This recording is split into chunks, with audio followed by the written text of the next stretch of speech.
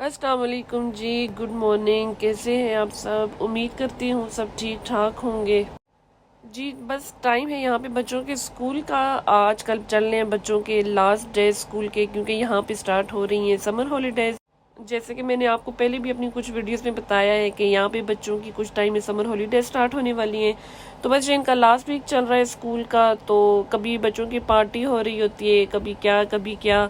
तो आज था जर्लिश का इंटरनेशनल डे और बच्चों ने अपने कल्चरल ड्रेस में जाना था। साथ आपने अपनी कोई कल्चरल डिश वगैरह बना के लानी थी। तो मैंने कहा चले मैं जलिश के लिए आलू के पराठे बना के ले जाती हूँ। तो बस यहाँ पे मैं आलू के पराठे बनाने के लिए उसका मसाला रेडी कर रही थी, जिसमें मैंने ऑब्वियसली आलू बॉईल किए थे और आलू को मैश करने के बाद उसमें फिर जो भी टमाटर, प्याज, हरी मिर्च, हरा धनिया वगैरह डालते हैं वो सारा कुछ मैंने डाल के इसका मसाला रेडी कर लिया था। और बस यहाँ पे स्कूल जाने से पहले मैंने पराठे बना के और उनको इस तरह से पिज़्ज़े की स्लाइसिस में काट लिया था, क्योंकि मैंने कहा चलो इस तरह से कट करने से जो है वो स्कूल में खाने में सब बच्चों को आसानी हो जाएगी। तो बस फिर हम लोग निकले थे।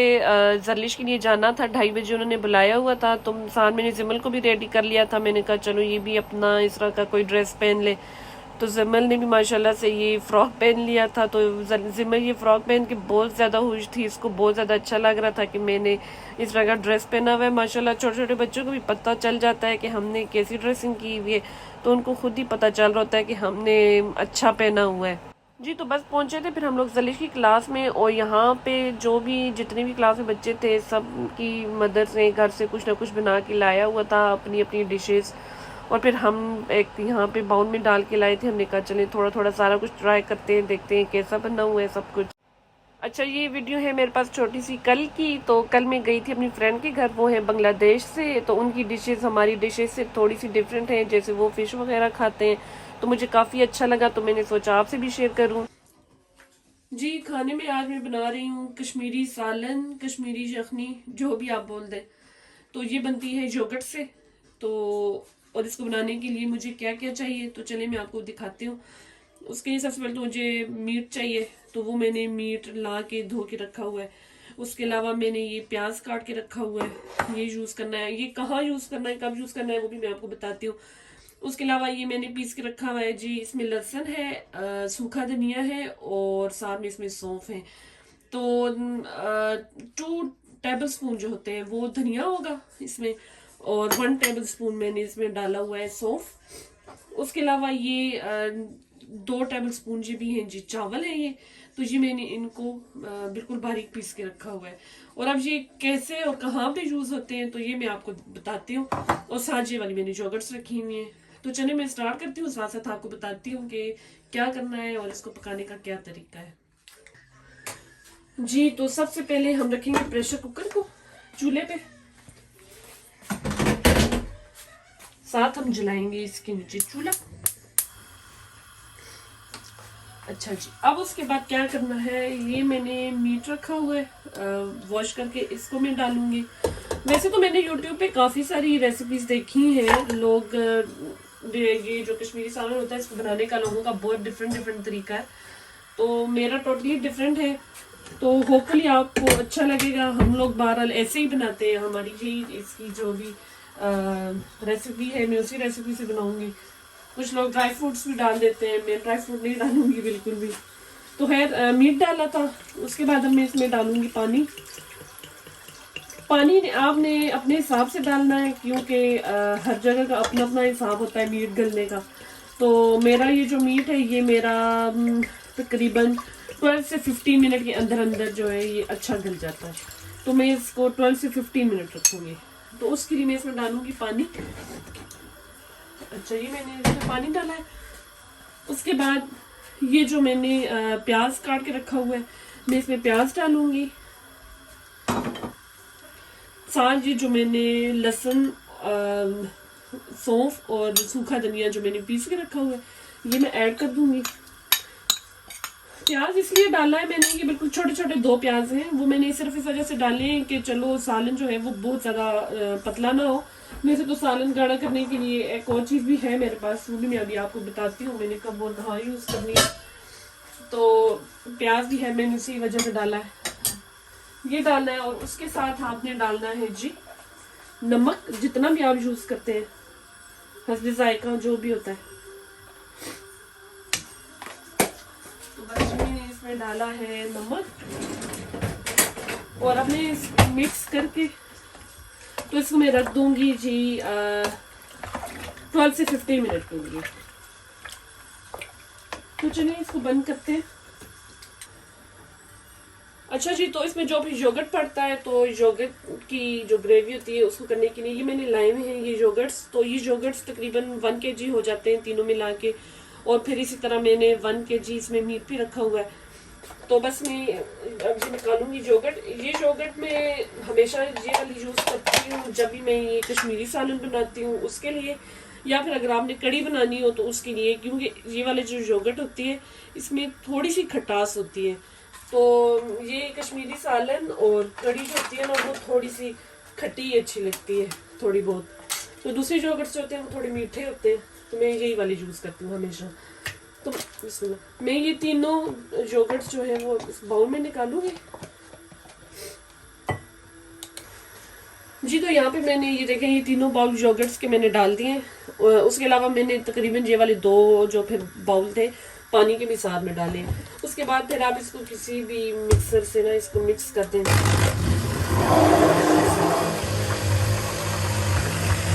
इसको अच्छे से मिक्स करना है आपने, ताकि योगर्ट की जो गुठलियाँ होती है ना वो ना रहे। अच्छा, अब यहाँ पे इस पॉइंट में ये देखिए मैंने आपको बताया था कि मैंने 2 टेबलस्पून चावल पीस के रखे हुए हैं, तो वो मैं अब इसमें ऐड करूँगी। ये चावल भी बेसिकली उसके लिए होते हैं कि अगर आप थोड़ी सी यखनी को गाढ़ी करना चाहें तो ये गाढ़ा करने के लिए होती है। तो बस बहुत ज़्यादा नहीं डालना, वो तो फिर बहुत ज़्यादा गाढ़ी हो जाएगी। अब इसको अच्छे से मैं मिक्स करूँगी। ये देखिए जी मेरी योगर्ट जो है यहाँ पे अच्छे से मिक्स हो गई है। ये देखिए इसमें किसी किस्म की कोई भी गुठली नज़र नहीं आ रही है, और इसी तरह इसमें बिल्कुल भी कोई गुठली नज़र ना आए। ये सारा अच्छे से इसको ना आप जैसे बंदा बोलता है दही को फेंट लें, तो बस इसको फेंट लेना है अच्छे से। ये देखें बिल्कुल ऐसे स्मूथ हो जाए। चलिए जितनी देर में फिर मीट मेरा गलता है तो फिर मैं इसके बाद आपको दिखाती हूँ कि क्या करना है आगे। मिलती हूँ आपसे 10 मिनट के बाद। जी ये देखें जी मेरा गोश्त गल चुका है 10-15 मिनट के बाद। ये देखें गोश्त काफ़ी अच्छे से मेरा जो है वो गल चुका है। अब ज़रा सा इसको चूल्हे पे रखूँगी और इस तरह से थोड़ी सी चम्मच हिलाऊंगी ताकि ये जो प्याज है ना इसमें वो थोड़ा सा इसमें मिक्स हो जाए। ये इस तरह से साबुत नज़र ना आए जो प्याज है। तो ज़रा सा इसको मैं करती हूँ फिर आपको मैं आगे बताती हूँ।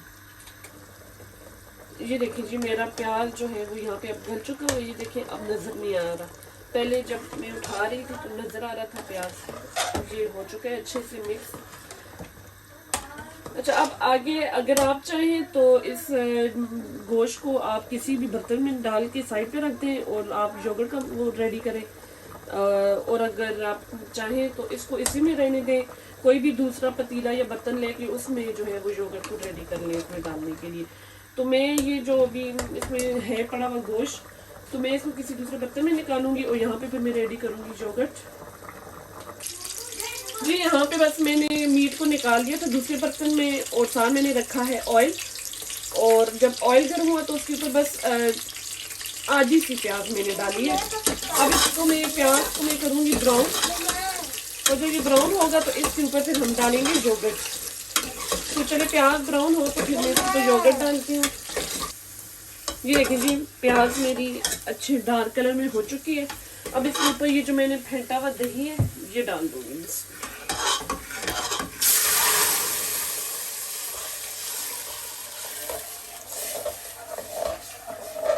अब इसमें जो रह गए मैं थोड़ा सा पानी डाल के इसको मिक्स करके डाल दूंगी।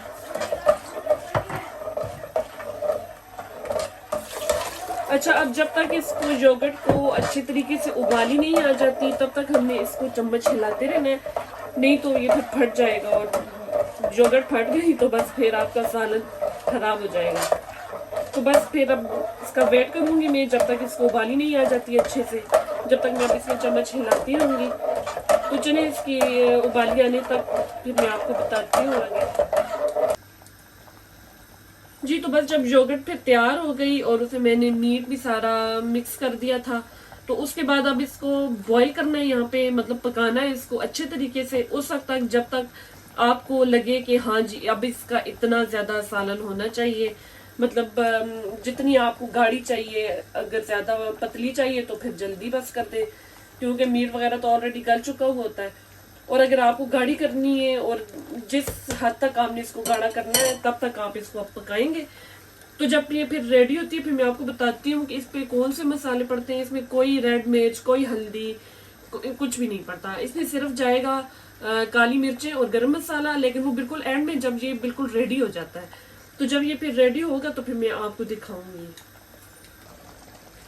अच्छा जी, तो बस मेरे हिसाब से तो बस ये रेडी हो चुकी है। ये देखिए ये इस तरह से, क्योंकि जाहिर बात है कि ये इसका नाम ही यखनी है तो ये पतली होती है, ये बहुत ज्यादा गाढ़ी फिर अच्छी भी नहीं होती। अच्छा, अब हम इसके नीचे चूल्हा जो है वो बिल्कुल हल्का कर देंगे और चूल्हा हल्का करके हम इसमें डालेंगे ये है काली मिर्च और ये है गरम मसाला। और ये भी आपने बहुत ज्यादा नहीं डालने, क्योंकि हम लोग तो जब भी अपने घरों में ये चीज बनाते हैं तो लोग इसको एज ए सूप पी भी लेते हैं चम्मच के साथ। तो जब आप फिर अगर इसको पिए ना तो वो फिर अगर काली मिर्च ज्यादा होगी तो आपके गले में मिर्चें लगेंगी। तो इसलिए ना ये बस थोड़ी थोड़ी डालनी है, काली मिर्च और गरम मसाला, बस दैट्स इट। और इसमें कोई भी किसी भी किस्म का मसाला नहीं जाएगा। हल्का से इसको मिक्स कर लेती हूँ।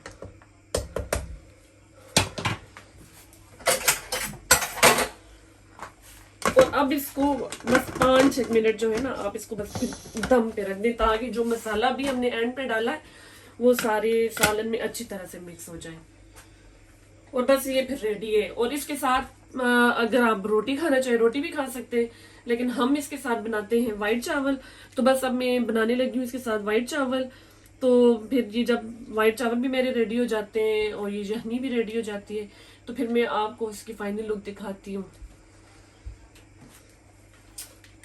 तो बस फिर यहाँ पे रेडी हो चुका था हमारा रात का खाना। चावल भी बन चुके थे और यखनी भी रेडी हो चुकी थी, जो कि बहुत मज़े की, बहुत यमी बनी थी।